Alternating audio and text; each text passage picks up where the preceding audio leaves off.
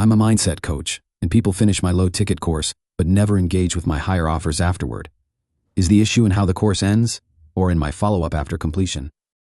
Okay, so first of all, I would ask yourself how many people finish your low-ticket offer. Okay, because we thought like, oh, people buy our low-ticket offer so that they will immediately jump into the course and start consuming the course. But it's rarely, it happens very rarely. We tracked it. The reason why I know it, we tracked it. It's the same like with the books. If you go to a bookstore and you open a book in an aisle in a bookstore and you fall in love with a book, you are like, oh, okay, I'm gonna buy this book. And you go to the cashier, you pay for the book, you go back home, put the book on the nightstand, and it's sitting there 1 day, 2 days, 1 week, 1 month, collecting dust. Like it many times, unfortunately, happened to me with some of my books. Not all of them, but some of my books. Why? Because there is no reason why to start immediately, why to do it now. So what we did instead, by the way, the completion rate is around like 15%, okay? 15 to 20% in a short period of time, let's say a week. So what we did instead, we created the reward funnel where we motivate people to consume the content immediately, and we have a reward video for them, so we have some incentive to make them go through your low ticket offer. So instead of like 15% of people consuming the content, we increase that consumption rate to 60%, like we 4x it. And the course is like 4 hours long. So probably with a 4-hour long course, the completion rate is around like 5%. Okay, so we increase the consumption rate a lot. So that's the first thing. What would I look at? Is your completion rate high enough? So that's the first one. The second one is mindset shifting content.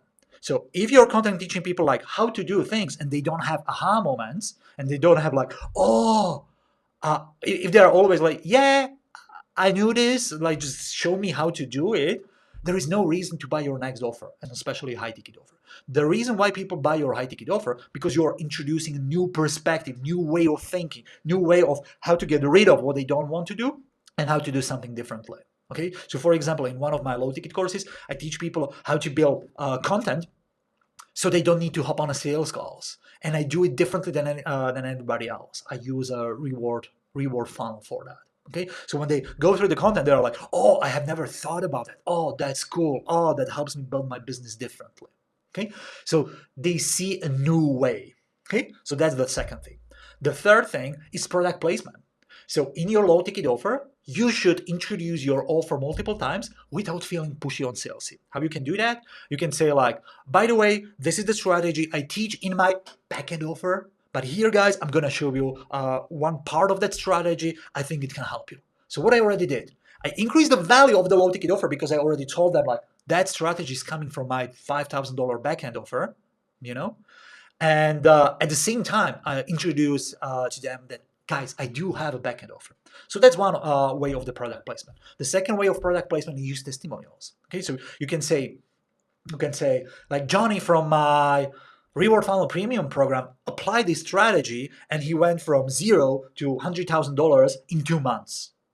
Okay, and I'm gonna show you here how he did it, how he did this particular part of that strategy, because I do believe that can help you.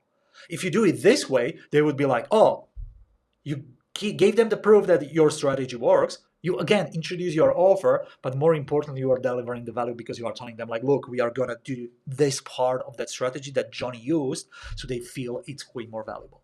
Okay, so that's the product placement. There are many different ways how you can do the product placement. And then the last one is introducing new problems. Okay, so people buy where they are problem aware. If they're not problem aware, they're not gonna buy.